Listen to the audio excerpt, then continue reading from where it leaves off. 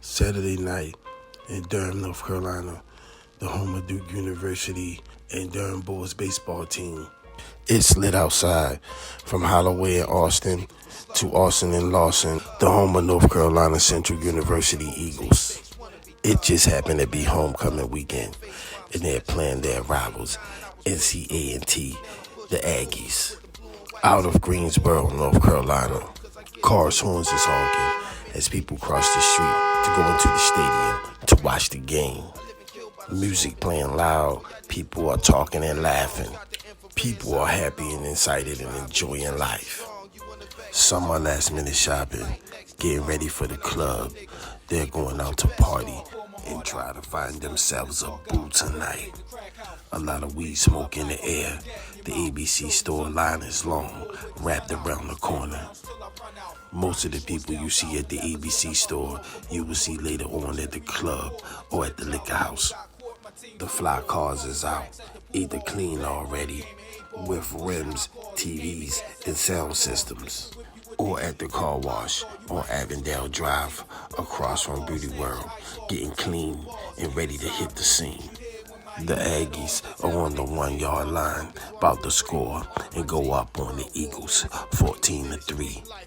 Down said Hut and into the end zone goes the running back for the Aggies. Touchdown. The cheerleaders from both teams are looking good and cheering their butts off.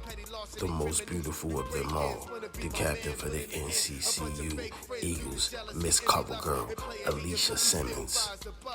Niece to music mogul and record executive, Jungle Simmons. Alicia exits the field to go make a phone call, but act like she's going to use the bathroom. As she exits the stadium and head towards the bathroom, she's grabbed from the back from a big man. He put a chloroform cloth over her mouth to knock her out. She was thrown in the back of a van used to transport equipment, and the van pulled off. A couple of days later, a Southside well-known, big-time OG blood/drug dealer named Killer goes missing. Alicia's cheerleading squad noticed that she hadn't come back, and they grew worried, so they go looking for her. The Aggies won the game, 28-10. Alicia was never found, and she wasn't answering her phone, so they called Durham 911 to report her missing and start a missing person report. As the cops pull up, the stadium is in a frenzy. It's an argument between both teams. They're thinking it's maybe hazing that A&T may have kidnapped or pranked by taking Alicia. At the intersection of South and Enterprise, where Killer hustles, his squad goes to his trap house and realizes Killer isn't home. There's a batch of uncooked dope on the table and a batch of burnt dope on the stove. The stove is still on. And this is unlike Killer to leave his house and leave his stove on and also burn dope. He's the best cook and chef in the city. The Bloods think it's an attack from their East Durham rivals, the Crips. Bloods all over Durham gather in the Grand Hill Memorial Park in South Durham near downtown to ride out and lay down the law on any Crip in sight. The first on the scene is Detective Barkley, a former member of the gang unit. He calls for backup, and they finally calm the crowd down at the game and begin to ask questions to find out what happened to Alicia, or where she last was seen, or who was last with her. A body was found on the west end, on the corner of Chapel Hill Road and Moorhead Avenue, inside the graveyard. The body was mangled beyond recognition. The only term that I can use to describe the body is ground beef. As crime scene investigations and police flood the scene, detective noticed that the head is kept intact for the body to be identified, and the body is identified as. Meanwhile, on the corner of Liberty and Elizabeth, a young boy is looking out of his window and notices a dark figure grab a sex worker from the back, stabbing her in her neck 6 times, crushing her Adam's apple, then snap her neck and throw her to the ground.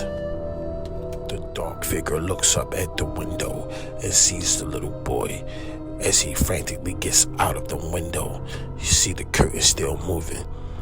Then the dark figure flees the scene, leaving the body in the open to be discovered by anyone who walks up on the scene. Alicia family hold the press conference to ask the public what help to find Alicia, during which a newswoman is savagely murdered in her van and no one knows what's going on until they go check out and see where's the news anchor at. Back at the graveyard, the body is identified as OG Blood gang member Killer. Police won't release the specifics to the media, so no one knows who the dead body is. Back at the park, where the Bloods are. Convoy of 20 different cars. All cars are fully loaded with passengers. That equals 80 Bloods riding through the streets of Bull City, strapped, looking for trouble.